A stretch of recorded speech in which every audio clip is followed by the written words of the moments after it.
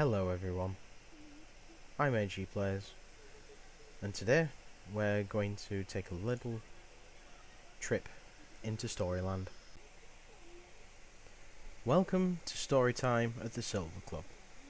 Today's story is The Corpse Wore Cashmere by J.M. Andrew. Chapter 1, Death by Cashmere. If you asked the residents of Windermere Cove to describe Edith Halliway, you'd get the same answer in a different dozen tones. Lovely woman, generous to a fault, should have been smothered years ago. Edith was a menace wrapped in pearls and perfume. She didn't gossip, she curated information, then sprinkled it like salt into every conversation until someone cried or proposed marriage. She was also the undisputed queen of the Seaside Stitchers Knitting Club, a position she held by sheer force of will and an intimidating collection of cashmere scarves. Which is why, when Marigold Finch walked into the Honeycomb Cafe that morning and heard the barista announce, "Edith Halliway's dead!" she assumed it was a punchline. It wasn't. The cafe went quiet, in that strange way small town rooms do. A silence full of unsaid things. Marigold blinked at the barista, who was already topping off someone's flat white as if announcing a death before breakfast was standard customer service. "Dead how?" Aunt June's voice cut through the hush like a knitting needle through cheap acrylic. She was 3 seats down at the counter, navy cardigan buttoned, crooked, dachshund parked at her feet like a furry paperweight. Mr. Pickles gave a single, sharp bark, which in hindsight might have been his way of saying, "I already know who did it." The barista leaned in, the way that people do when delivering prime gossip.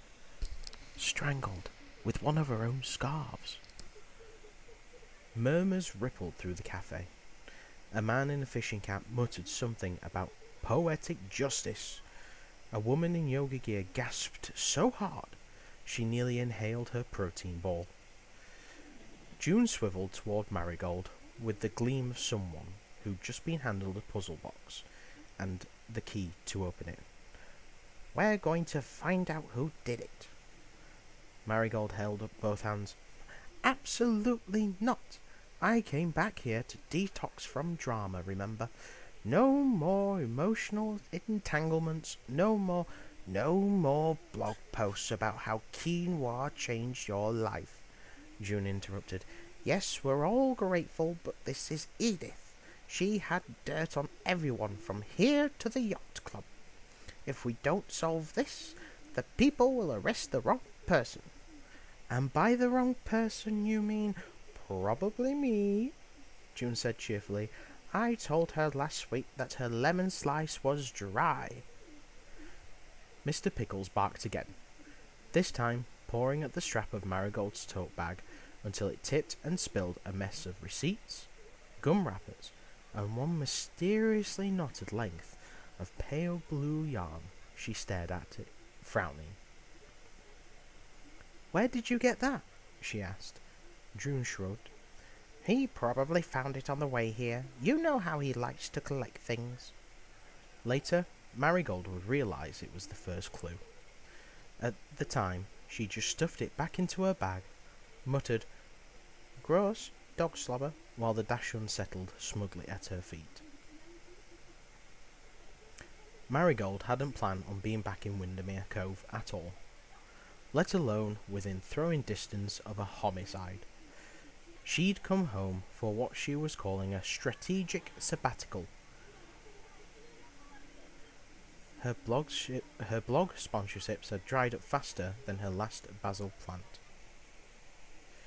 The idea was to lay low, write a bit, maybe bake bread like those influencers who somehow made rustic loaves look like a personality trait.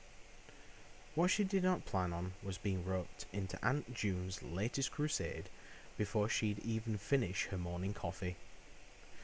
The rest of the cafe was already buzzing, the way a beehive hums just before it swarms. People clutched their mugs tighter, leaned across tables, and whispered theories like they were auditioning for a true crime podcast. "Could have been Gerald," said the fishing cap man, his voice carrying.